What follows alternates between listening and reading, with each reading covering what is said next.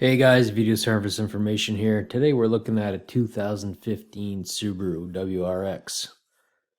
It has the 2-liter engine in it.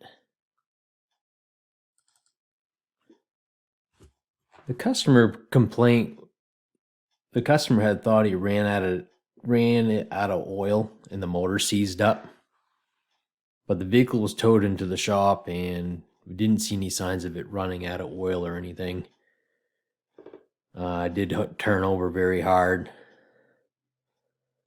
So we started pulling some spark plugs to do a compression test on it. And we noticed cylinder 1 that the electrode on the plug was smashed. So we know we definitely had an issue going on with cylinder 1.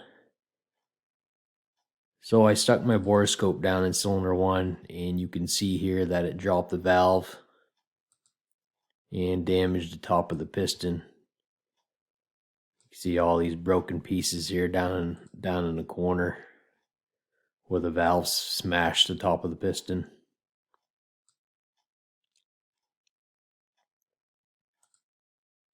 So I ended up getting the motor pulled out of this thing and valve cover was removed. Got looking down into the cylinder around cylinder 1 and we noticed that the valve spring was broken in it.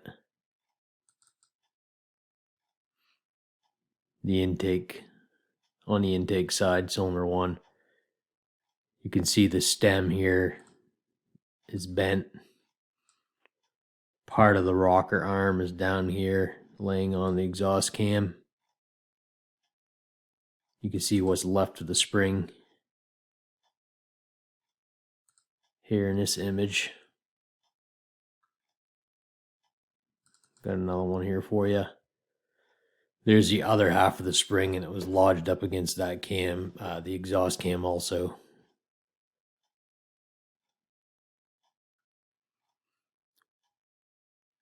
See the fire in order here. It's that cylinder 1, passenger side, front cylinder.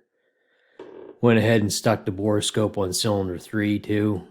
We didn't see any, all the valves and rocker arms are all intact, but just wanted to compare it.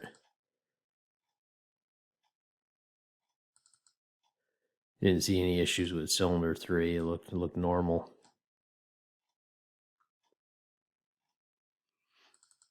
This vehicle's got around 116,000 miles on it.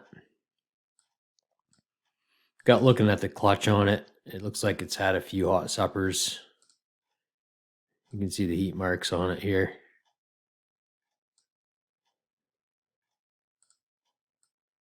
At this particular shop, they didn't have the capability of pulling a freeze frame on it.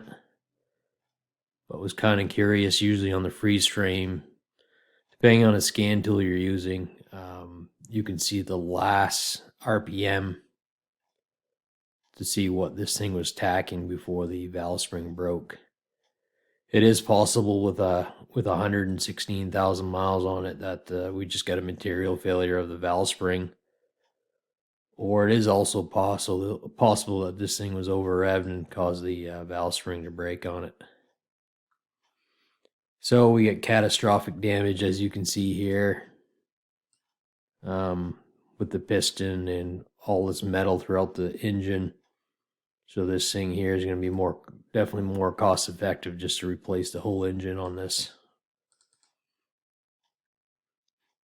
Got to be careful too when you have a catastrophic failure on this on a turbocharged engine. You're going to get metal debris circulation through the turbo. So it'll be recommended to replace the turbo on this also. Going through the service history on this engine on this particular car, looks like they did their regular oil changes with synthetic on a regular basis. And also you can tell inside the engine, there's no oil varnish or sludge buildup in this thing at all. It's really clean. You see the back side of the valve cover here. There's no buildup at all. Nice and clean.